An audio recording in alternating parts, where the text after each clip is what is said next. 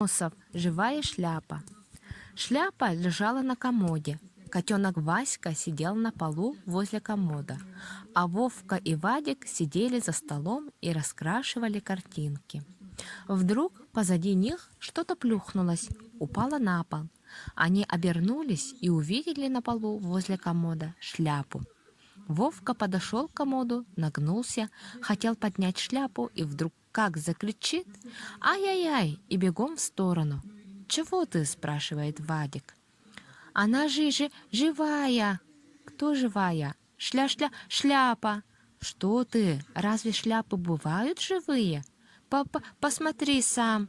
Вадик подошел поближе и стал смотреть на шляпу. Вдруг шляпа поползла прямо к нему. Он как закричит «Ай!» и прыг на диван. Вовка за ним. Шляпа вылезла на середину комнаты и остановилась. Ребята смотрят на нее и трясутся от страха. Тут шляпа повернулась и поползла к дивану. «Ай! Ой!» – закричали ребята. Соскочили с дивана и бегом из комнаты. Прибежали на кухню и дверь за собой закрыли. «Я ухожу», – говорит Вовка. «Куда?» «Пойду к себе домой». «Почему?» «Шляпы боюсь. Я первый раз вижу, чтобы шляпа по комнате ходила. А может быть, ее кто-нибудь за веревочку дергает?» «Ну, пойди, посмотри». «Пойдем вместе. Я возьму клюшку. Если она к нам полезет, я ее клюшкой тресну». «Постой, я тоже клюшку возьму». «Да у нас другой клюшки нет». «Ну, я возьму лыжную палку». Они взяли клюшку и лыжную палку, приоткрыли дверь и заглянули в комнату. «Где же она?» – спрашивает Вадик. «Вон там, возле стола». «Сейчас я ее как тресну клюшкой», — говорит Вадик. «Пусть только подлезет ближе, бродяга такая». Но шляпа лежала возле стола и не двигалась. «Ага, испугалась», — обрадовались ребята. «Боится лезть к нам».